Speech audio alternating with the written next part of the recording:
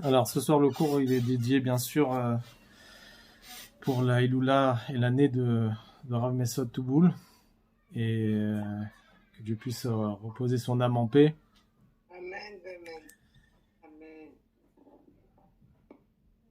Surtout qu'il a continué les cours du Rav Azimov pendant plusieurs années et je pense que c'est une des plus grandes élévations de continuer encore et continuer ces cours de Torah.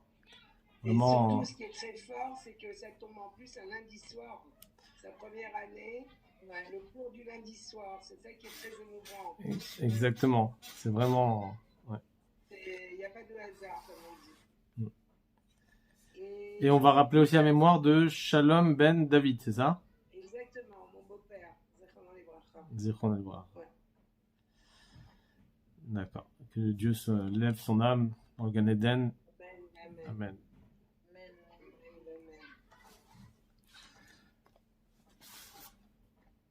Alors, on coupe le micro, Sarah. Oui, s'il vous plaît. D'accord. Voilà.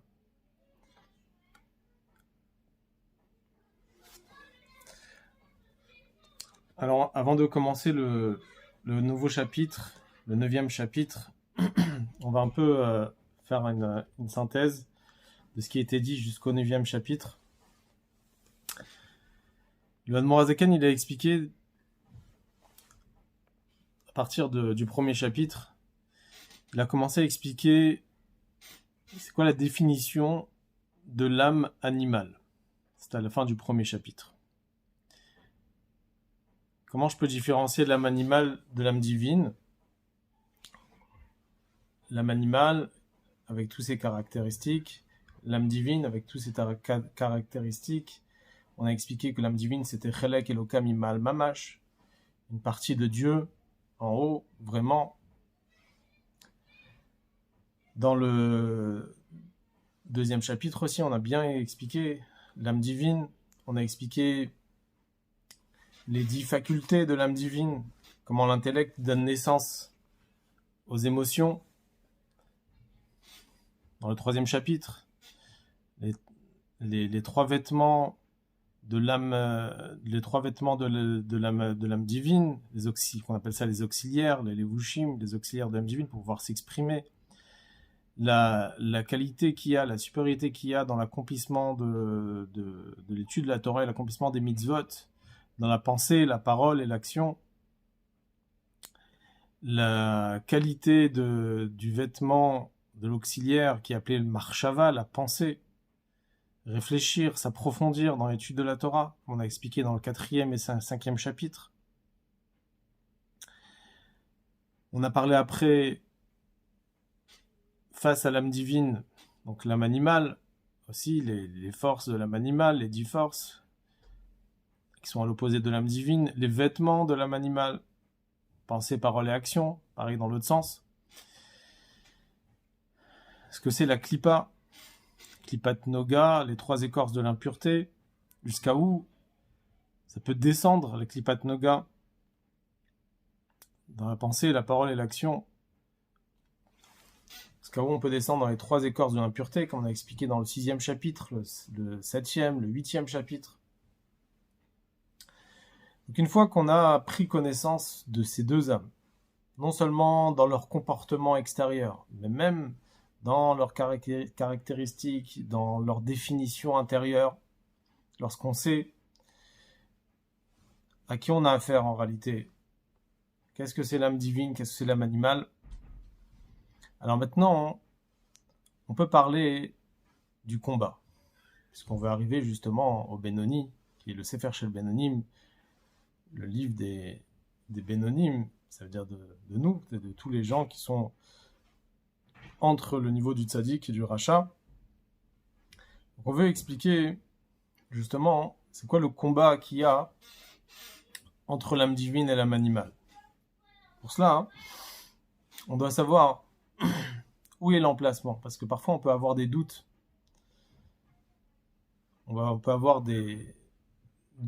on a envie de faire des choses et on ne sait pas si c'est une idée du Yetzer Tov, une idée du Yetzer Hara. Donc déjà il faut savoir où est l'emplacement, d'où ça vient, d'où viennent les envies, d'où viennent les désirs. Et donc on va expliquer où ça se situe exactement l'âme divine, où se situe exactement l'âme animale. Alors on va commencer dans les mots. Perek Tet. Veine mekom mishkan nefesh abahamit shemiklipat noga bechol ish Israël ou belev. Alors l'emplacement de l'âme animale, non seulement l'emplacement de l'âme, mais là où elle réside complètement, comme une demeure, où elle habite de façon fixe, elle se révèle là-bas. Son endroit se trouve dans Belev, dans le cœur. Ça vient de Klipat Noga, qu'on a expliqué avant dans le dernier chapitre. Et donc, l'emplacement essentiel, c'est-à-dire le siège de l'âme animale, se trouve dans le cœur. Le cœur, c'est le Mishkan, c'est l'endroit où réside essentiellement l'âme animale, parce que les midot qui sont dans le cœur, les sentiments du cœur, les émotions du cœur, sont l'endroit essentiel pour l'âme animale, parce que l'âme animale vit essentiellement d'émotions, de sentiments. Qu'est-ce qu'elle ressent pour elle? Qu'est-ce qui est bien pour moi? L'essentiel chez l'âme animale, c'est l'ego, c'est le moi, c'est le ani. Tout ce qui est autour du ani, tout ce qui est autour du moi, de mon ego, ça c'est l'âme animale. Donc, elle se trouve à un endroit où il y a le plus d'émotions. C'est où il y a les émotions, c'est dans le cœur. Donc c'est pour ça que c'est à partir de cet endroit-là où l'âme animale il va siéger pour être la source de ces mauvaises midotes et pour être justement à la source de son ego, de toute son existence. À l'opposé, il y a l'intellect. L'intellect, c'est objectif, c'est plus sortir de soi-même, sortir du sujet, réfléchir, aller au-dessus de soi, essayer de comprendre le sujet tel qu'il est vraiment. Alors, le sechel, c'est plus dans le sens de l'élévation. Alors que les midot, les sentiments, les émotions, c'est quel est mon lien qu'il y a avec telle et telle chose. Combien je vais être impressionné, combien je vais être touché par cette chose-là, que ce soit dans l'amour, ou que ce soit dans l'opposé, dans la crainte, dans les émotions du cœur. Et en fonction de ça, le cœur devient un réceptacle pour l'âme animale. Mais dans le cœur, il y a deux parties. Il y a Chalal Ayimani et Chalal Asmali, l'espace droite et l'espace gauche. Et donc l'âme animale se trouve essentiellement dans l'espace gauche. Bachalal Semali, Asmali, chez où Maledam, dans l'espace gauche du cœur, qui est rempli de sang. Quel rapport l'âme animale avec le sang? Alors il ramène un verset qui est dirtiv, qui Adam hu anefesh. Car le sang, c'est l'âme. Ça, c'est un passouk qui est rapporté dans le Chumash de Varim, chapitre 12, verset 23. L'âme, c'est le sang. Ça veut dire que dans l'espace gauche du cœur se trouve ce qu'on appelle, comme c'est rapporté dans la Gemara aussi, qu'il y a ce qu'on appelle le révi d'âme, ça veut dire une petite quantité de sang, où à cet endroit-là se trouve l'âme. C'est pour ça que la Gemara elle dit dans Masechet Psachim, que quand on fait la shrita de l'animal, et que là il y a une grosse partie du sang qui sort, alors il y a le révi d'âme, la partie du sang, où se trouve l'âme qui sort. C'est pour ça que quand ça sort beaucoup de sang, alors il y a l'âme qui sort avec. Et il y a un Tosfot aussi qui rapporte dans le traité Sota, page 5, que l'essentiel du sang où se trouve l'âme, c'est dans le cœur. C'est pour ça qu'ici le Admor HaZaken, il dit que l'emplacement essentiel de l'âme animale, c'est dans l'espace gauche du cœur où il y a du sang. Et c'est là où il y a donc toutes les midotes. Si on voit auparavant dans le chapitre 2 du Tanya, Morazaken, il avait ramené une preuve comme quoi l'âme animale s'habille dans le sang. Et il ramène un verset d'un autre endroit dans la Torah qui dit qu'il nefesh abassar badamhi, l'âme de la chair se trouve dans le sang. Alors, là-bas, il veut expliquer autre chose, parce que dans le Perek Aleph, il veut ramener une preuve comme quoi l'âme, effectivement, s'habille dans le sang pour faire vivre le corps de façon générale. Mais là, il veut ramener une preuve sur le fait que l'âme réside essentiellement dans le cœur.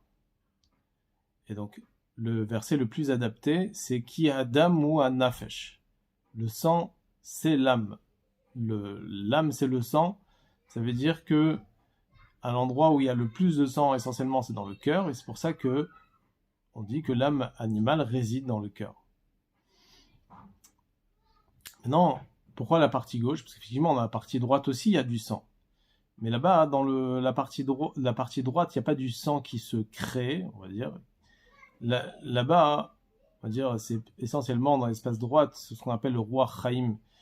L'esprit de vie, c'est l'oxygène qui rentre dans le sang. Mais essentiellement, là où le sang il se crée, c'est dans la partie gauche du cœur.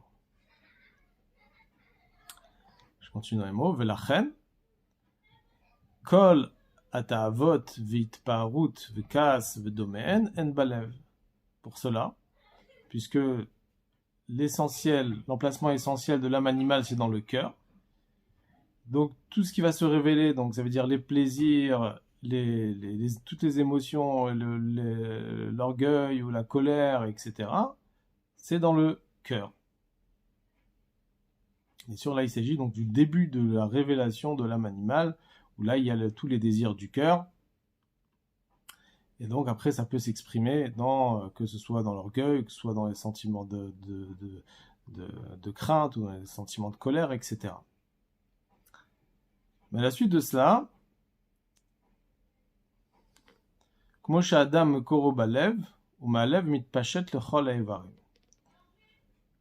Comme le sang essentiellement est dans le cœur, et du cœur se répand dans tous les membres du corps, v'gam olé la moach sheberosh, et ensuite, par rapport à cela, ça monte aussi dans le cerveau.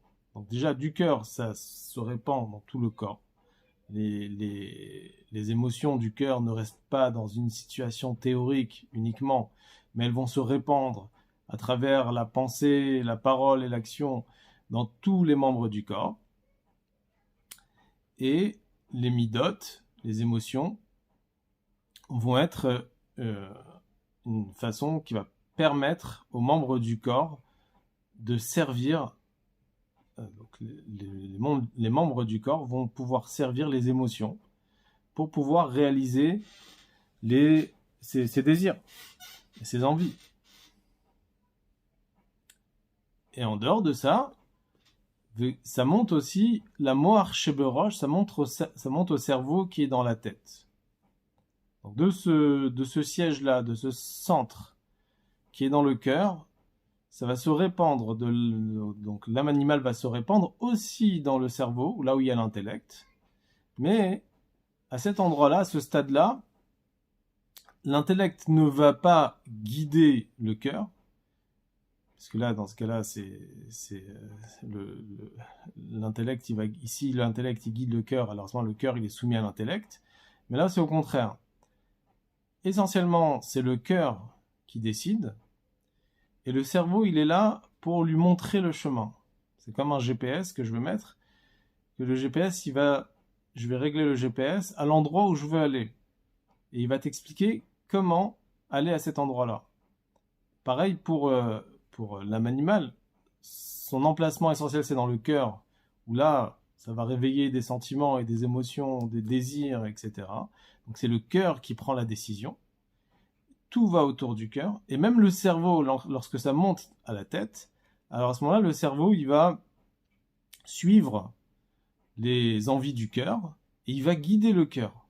Le cœur, il va, en quelque sorte, il va utiliser le cerveau pour pouvoir guider toutes les envies du cœur et il va lui dire où chercher ce qu'il veut, comment chercher, comment désirer, qu'est-ce qui pourrait lui faire plus plaisir, qu'est-ce qui pourrait satisfaire tous ces désirs et ces plaisirs, etc. Et ça, c'est le cerveau qui va faire ce travail.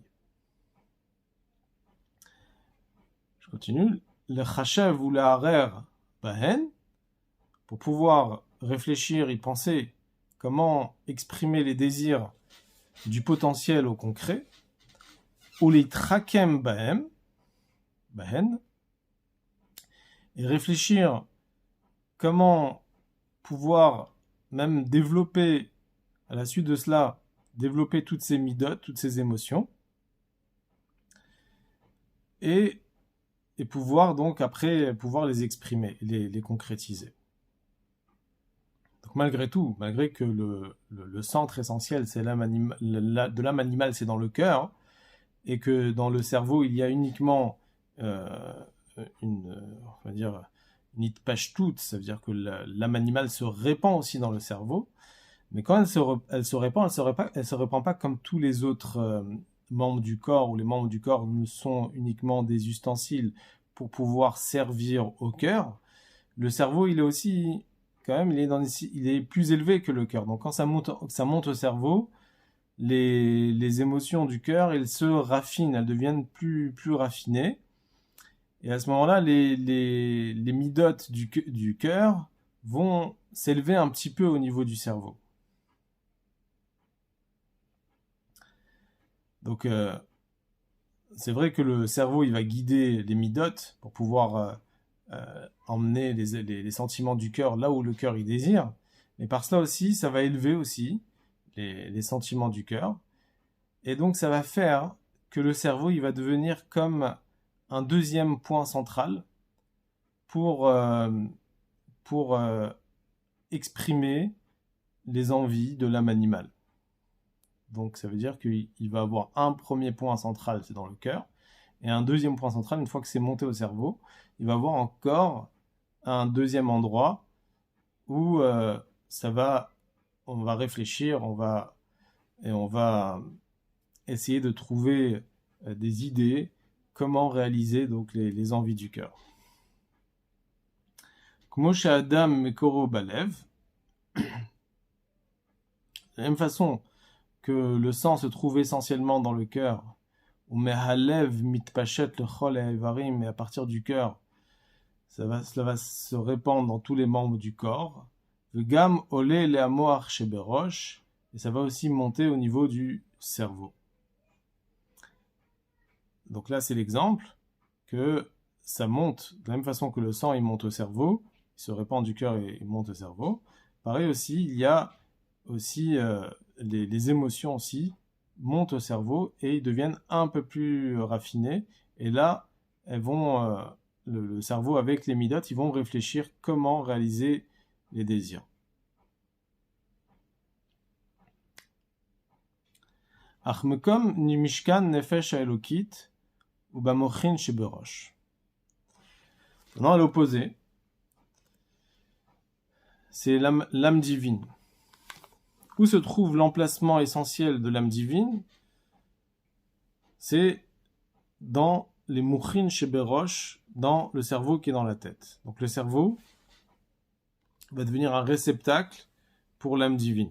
Pourquoi? Parce que le cerveau, la réflexion, c'est un sujet de bitoul, de soumission, d'abnégation, comme on a dit avant, que le cerveau il cherche pas son ego et son intérêt personnel. Le cerveau il cherche à arriver vers le Hémet, quitte à sortir de soi-même et à aller voir au-dessus de ce qu'il est.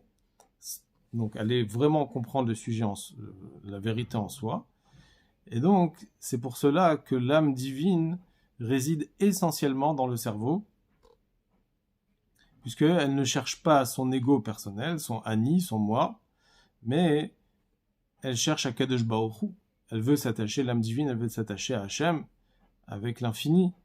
Donc, le meilleur endroit où l'âme divine peut résider, c'est dans le cerveau. Ou misham mitpashetet le chol haevarim. Et à partir de là, donc du cerveau, ça va se répandre dans tous les membres du corps. Pour essayer, donc les membres du corps vont pouvoir exprimer de ce qu'il y a dans le cerveau, Alors il y a aussi un processus de descente, ça va passer du cerveau au cœur et du cœur à tous les autres membres du corps. Donc Vegam Belev, aussi ça va se répandre, l'âme divine va se répandre aussi dans le cœur, donc ça va devenir aussi un deuxième point central dans le cœur. Et effectivement, c'est pas le cœur qui va décider ici, va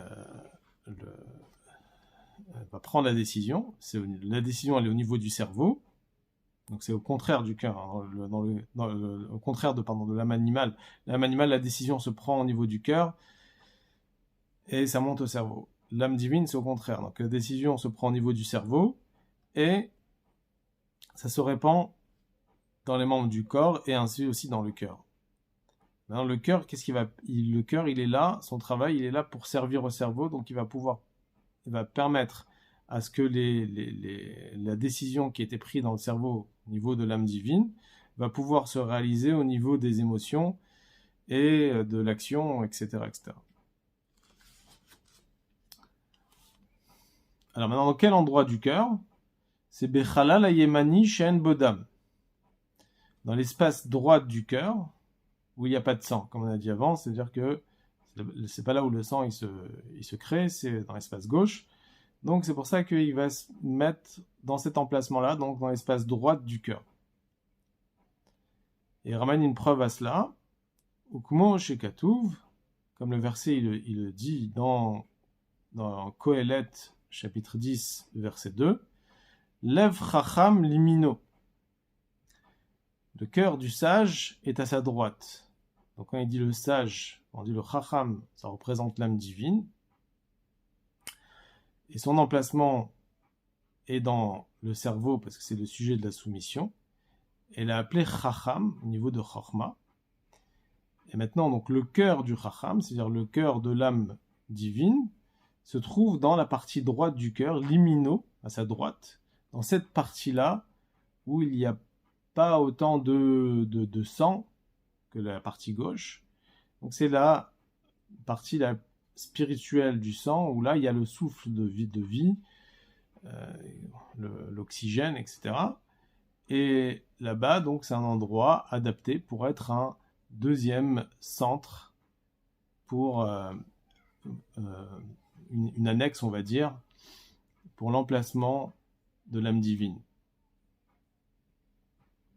Si on regarde la suite du verset qui est dans Kohelet, c'est écrit Velev Kesil Lismolo. Le cœur du stupide est à sa gauche.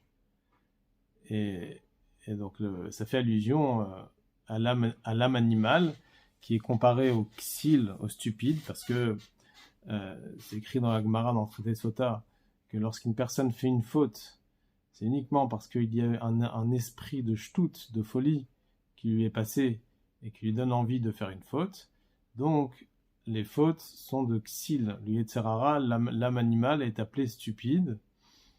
Et donc, le cœur du stupide est à sa gauche. Ça veut dire que son emplacement de l'âme animale est à la gauche, où là-bas, essentiellement, il y a du sang.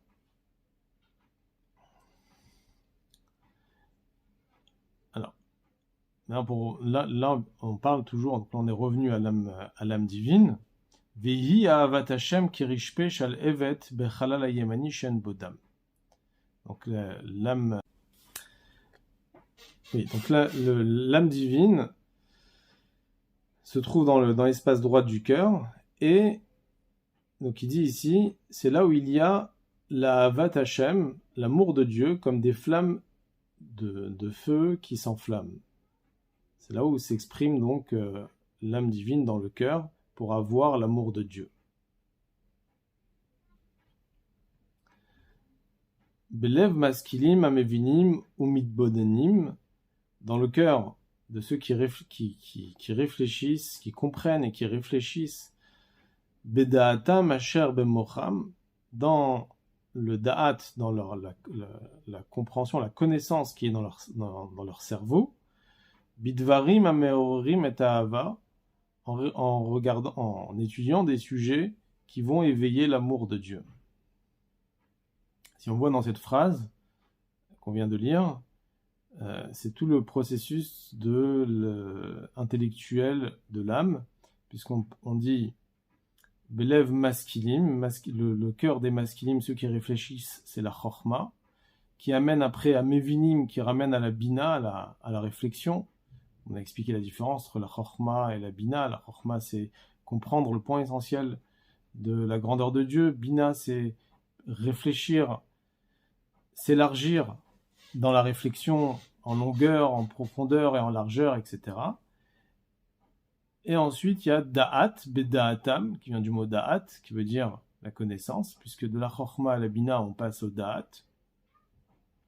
Et le da'at, on avait expliqué dans le 3e chapitre, c'est une partie du cerveau qui est très important pour pouvoir faire passer les choses de l'intellect aux émotions. C'est la faculté du da'at, c'est pouvoir permettre à intégrer, à ressentir, à se sentir concerné par le sujet pour réveiller l'amour de Dieu. Et une fois qu'on est passé par donc les 3 parties du cerveau intellectuel qui est Chorma Bina Da'at, Asher Bemocham qui est dans le cerveau, on amène Bidvarim, Ameorim et Aval, on arrive aux émotions qui est l'amour de Dieu, par exemple.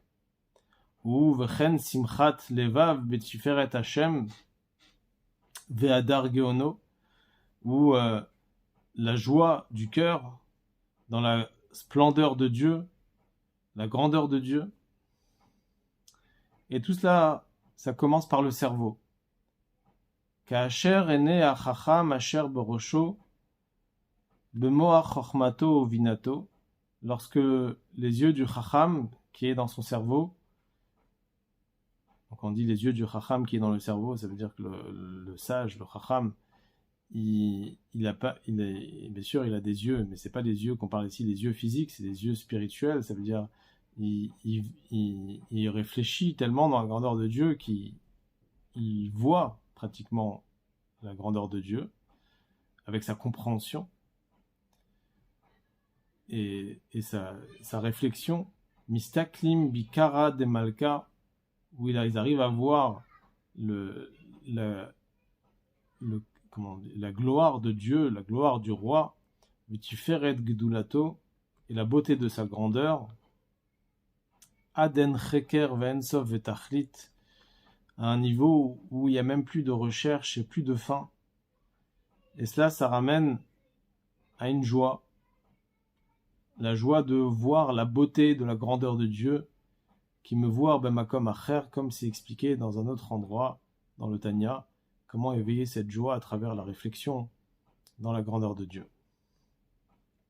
V'chen sha'ar midot kedoshot shebelev, et ainsi les autres émotions qui se trouvent dans le cœur, en mechochma bina vadat shebemochin, proviennent de les trois facultés intellectuelles, qui est la compréhension, la sagesse et la connaissance qui se trouvent dans le cerveau.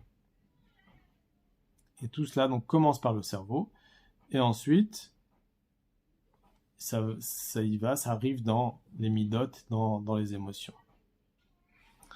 Alors, pour l'instant, si vous avez des questions. Alors, pourquoi il est tellement important de savoir où se trouve exactement l'emplacement de chaque âme, de l'âme divine ou l'âme animale? Alors, une des raisons, c'est ce qu'on expliquait, c'est que l'âme divine, déjà de l'âme animale, elle est appelée donc Nefesh HaBehamit. Behamit, c'est du mot Behema. Et Behema, ça ne veut pas dire forcément un animal. Des fois, c'est vrai que c'est un animal, il n'a pas de cerveau, mais des fois, ça peut être un animal comme un choual. Un choual, c'est comme un renard. Un renard, c'est on dit dans la Gemara qu'il est piquer chez Bechayot, c'est l'animal qui est le plus intelligent et le plus rusé de tous les animaux. Et donc, le Yetzer Hara aussi, il est appelé celui qui est le rusé. Le Yetzer Hara, il est très rusé. Et parfois, il va trouver des prétextes de Kedusha, de sainteté, pour essayer d'amener la personne à faire des choses que l'âme animale souhaite. Et donc, elle elle va trouver des prétextes, comme par exemple, elle va dire, je vais annuler mon cours de Torah aujourd'hui parce que je vais faire Ahavat Israël, je vais aller aider d'autres juifs, et donc comme j'ai Ahavat Israël, alors je vais annuler mon cours de Torah, par un exemple. Je vais arrêter de prier longuement parce que euh, je, je, je dois moins me concentrer dans la prière parce que j'aurai plus de temps pour m'occuper d'autres juifs, dans un exemple. Ça veut dire que parfois, l'âme animale trouve des prétextes de kedusha, de sainteté ou de mitzvah, dire je vais faire ça parce qu'en fait j'ai une autre mitzvah ou j'ai une chose qui est plus importante. Alors parfois, le prétexte ou l'argument est valable, mais parfois il n'est pas valable. Alors comment savoir si l'argument qu'on a, c'est un argument du Yetzer Tov, de l'âme divine, ou c'est un argument qui vient de l'âme animale? Alors c'est pour cela que le Admor Hazaken, il nous parle ici de l'emplacement des âmes. Parce que à partir du moment où on sait où est l'emplacement des âmes, l'âme divine et l'animal, on sait réellement qu'est-ce que l'âme divine veut et qu'est-ce que l'âme animale veut. L'âme divine veut ce que Dieu y veut, et l'âme animale veut ce que la personne veut, ce que la personne désire en soi. Et des fois, on ne veut pas faire forcément les choses parce qu'il faut faire, ou parce qu'on doit faire, mais des fois on fait les choses parce qu'on a envie de faire. Et si c'est un envie qui vient du cœur, des fois ça peut provenir de l'âme animale. Malheureusement, des fois on a un stade où on ne sait même plus si l'argument qu'on a, ça vient du Yetzer Tov ou c'est même du Yetzer Hara. On ne sait pas comment décider. C'est ça que l'Admor Hazaken ici essaie de nous éclaircir et nous dire que l'endroit essentiel des deux âmes, de l'âme divine c'est dans le cerveau et l'âme animale c'est dans le cœur. Donc quand une personne il a un doute d'où vient son envie de faire ça ou ça, alors il va réfléchir si ce qu'il a compris, ce qu'il faut faire, c'est parce qu'il faut faire ce qu'on doit faire, ou c'est parce que c'est un envie extérieure qui vient pas réellement de ce qu'il doit faire normalement, et que c'est pas maintenant sa mission de faire ça et qu'il doit faire autre chose.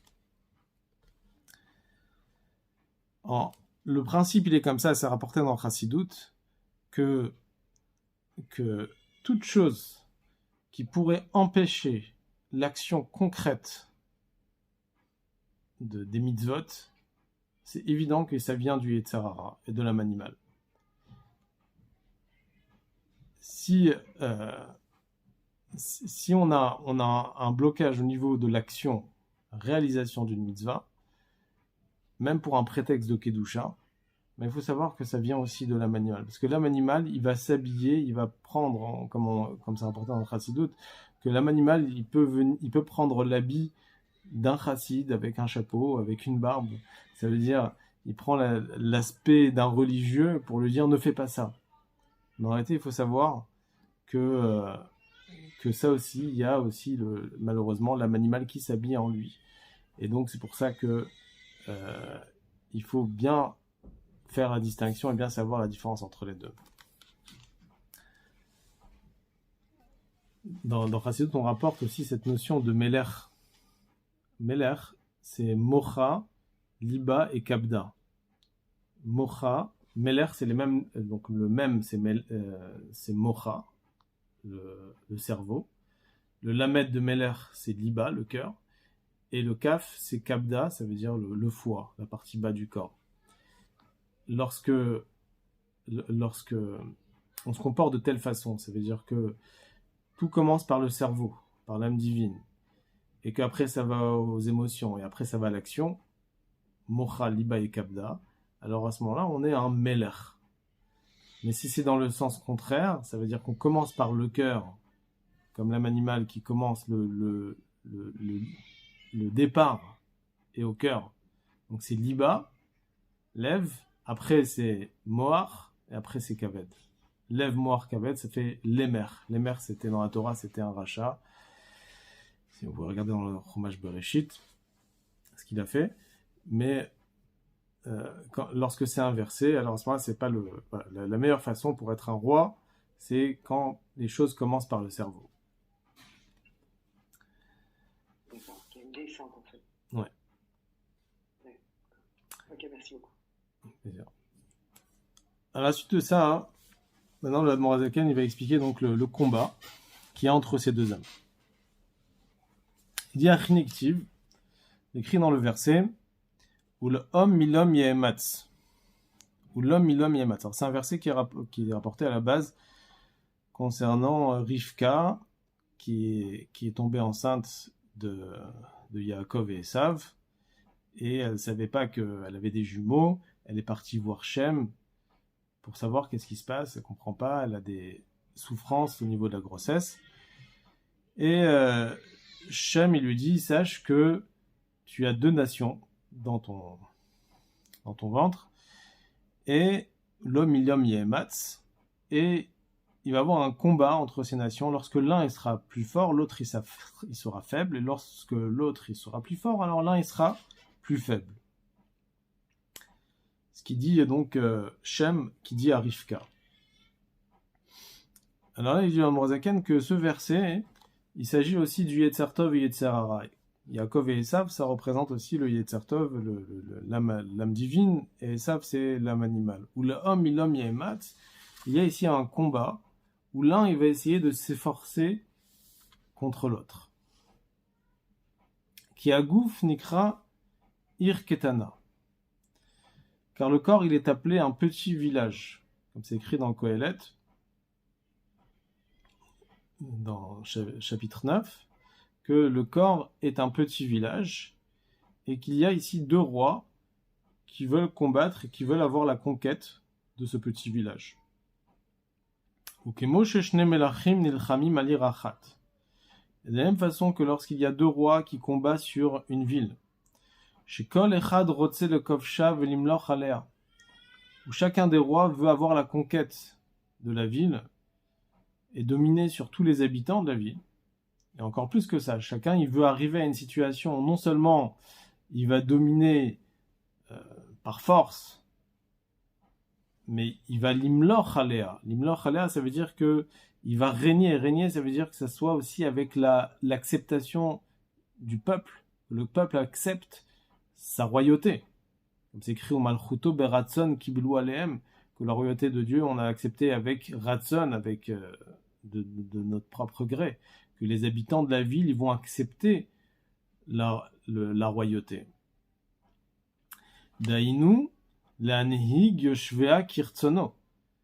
Faire en sorte que tout le monde va reconnaître que lui, c'est le roi, c'est lui qui prend les décisions, et qu'on va accepter ses ordres et aller selon ce que lui va décider, puisqu'ils ont reconnu et ils ont compris que c'est lui qui prend la décision et que c'est lui le roi.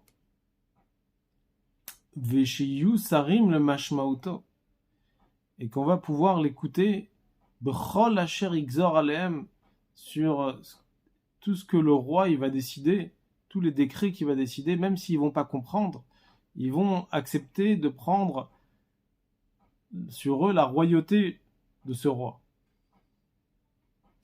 Ça c'est l'exemple donc, du combat qu'il y a lorsqu'il y a un roi qui veut avoir la gouvernance sur cette ville. Car shte anefashot, c'est exactement le même combat qu'il y a entre les 2 âmes. Aelokid va chionit abeamit shema klipa, il y a l'âme divine vitale et l'âme animale qui est de la klipa. Nilchamot zo imzo alagu v'chol evarav. Combat l'un contre l'autre sur le corps et sur tous les membres du corps. Qui va être celui qui va dominer? Qui va être celui qui va régner sur tous les membres du corps? Et donc là, il y a un combat entre les 2 rois, et que il n'y a pas ici de négociation, chacun il va prendre la moitié de la ville.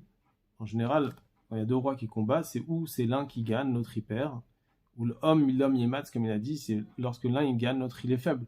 Donc ça veut dire qu'il y a une personne qui va prendre la décision. Et ce combat-là, il est sur notre petite ville, qui est notre corps, entre l'âme divine et l'âme animale, qui va prendre la décision. Alors là, on va voir l'Admor Hazaken, il va expliquer qu'est-ce qu'il désire l'âme divine, comment il veut devenir roi sur le corps, comment il veut dominer les membres du corps. Et après, il va expliquer sur l'âme animale, mais il va plus expliquer sur l'âme divine, parce que dans Chassidut, on parle plus sur le côté positif, et on va comprendre que, automatiquement, que l'âme animale, c'est exactement le contraire de l'âme divine.